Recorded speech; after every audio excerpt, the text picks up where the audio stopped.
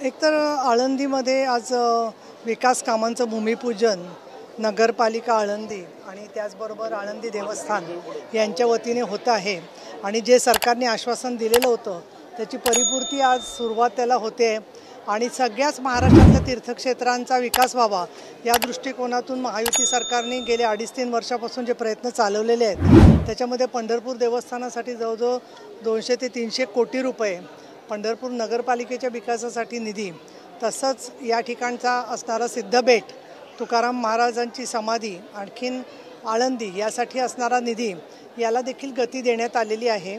त्याचबरोबर वारकऱ्यांना त्यांच्या दिंड्यांच्यासाठी सुद्धा मदत आणि अनुदान करण्यात आलेलं आहे।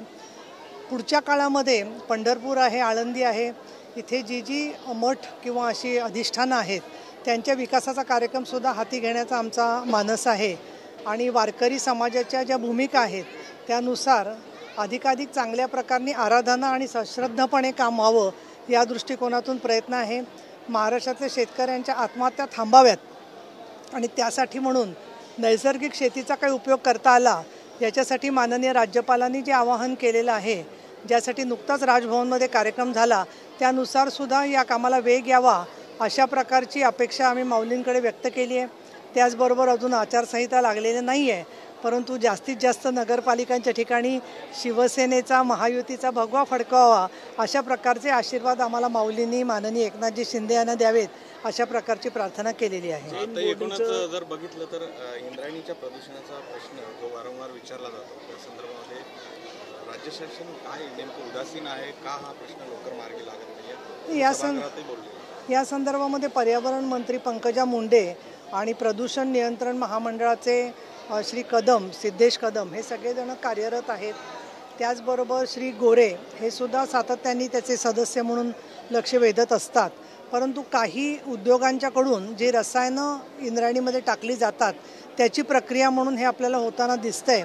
त्या संदर्भात देखील माननीय आपले उदय सामंत उद्योगमंत्री आहेत, त्यांचं आणि स्वतः मुख्यमंत्र्यांचं शिंदेसाहेबांचे लक्ष आहे, परंतु आम्हाला असं वाटतं की यासाठी एखादा कृती आराखडा जेणेकरून हे प्रदूषण थांबवण्याच्यासाठी एक निश्चित काळामध्ये कालमर्यादा या उद्योगांना असली पाहिजे असं माझं उपसभापती म्हणून मत आहे।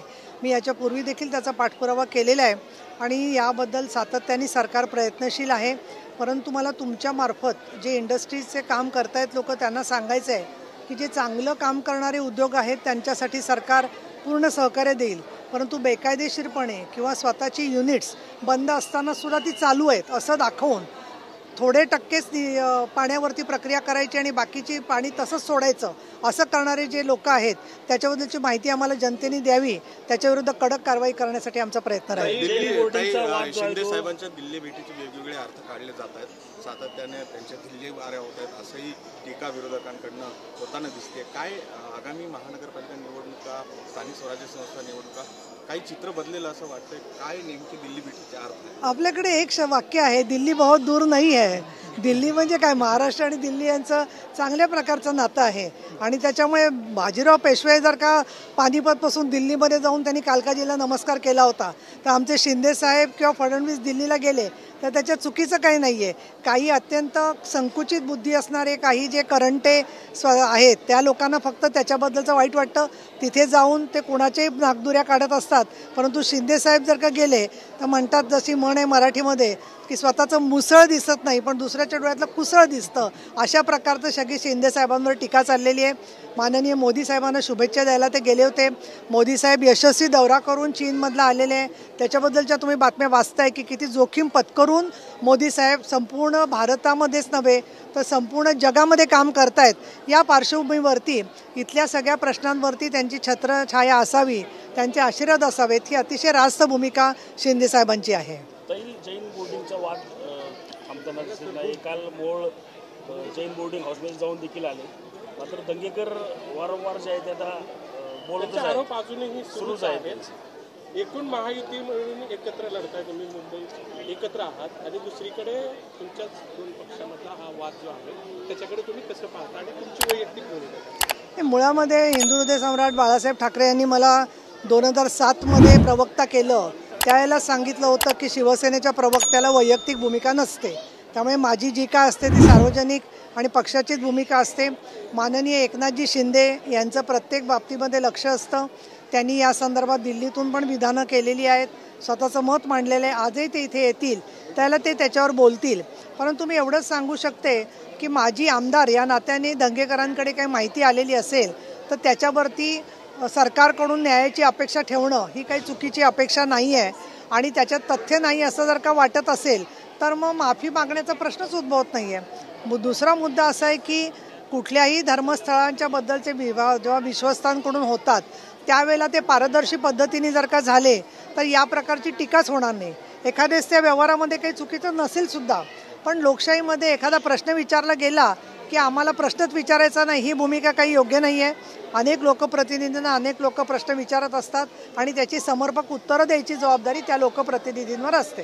2023 मध्ये एका दाम्पत्याने मुंबई परिसरामध्ये आत्महत्या केली होती. अर्थात ते पीए होते, तुम्हाला माहिती आहे, नंदकुमार ननावरे आणि त्यांच्या पत्नीने. त्यावेळेसही निंबाळकरांचं नाव आलं होतं. साताऱ्यामध्ये आत्ता जे प्रकरण घडलंय अत्यंत संवेदनशीलपणे सरकार म्हणून तुम्ही हाताळता, पुन्हा एकदा त्यांचं नाव चर्चेत येतं. या सगळ्या प्रकरणाकडे तुम्ही कसं लक्ष देताय आणि काय अपेक्षा आहेत या प्रकरणात? एक तर पहिलं म्हणजे कुठलेही पोस्टमॉर्टम रिपोर्ट असतील किंवा न्यायवैद्यक तपासण्या असतील तर त्याच्यावर लवकर पोस्टमॉर्टम रिपोर्ट मिळावा या पलीकडे कुठलीही अपेक्षा जनतेने किंवा इतरांनी ठेवता कामा नये असं माझं एक वैद्यक व्यावसायिक म्हणून मत आहे.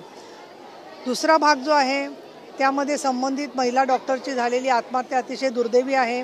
मी स्वतः त्याबद्दल माननीय देवेंद्र फडणवीसांना निवेदन दिलेलं आहे आणि उच्चस्तरीय चौकशीची मागणी केलेली आहे.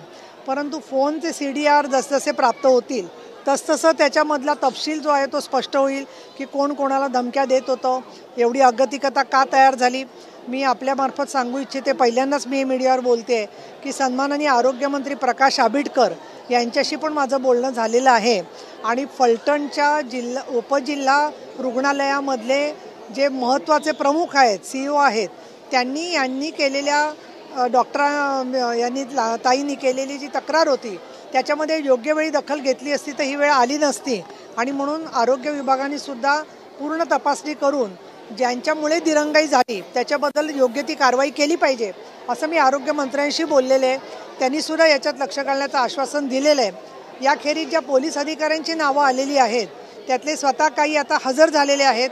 दुसऱ्या ज्या आरोपींच्या नातेवाईकांची काही म्हणणी आहेत, पण मला असं वाटतं की असे सगळे आरोप प्रत्यारोपामधून सत्य काय आहे तिथपर्यंत वैशाली कडूकरांसारखे, तुषार दोशींसारखे जे अधिकारी आहेत ते त्याच्यामध्ये मला असं वाटतं पुरेसं लक्ष घालू शकतील.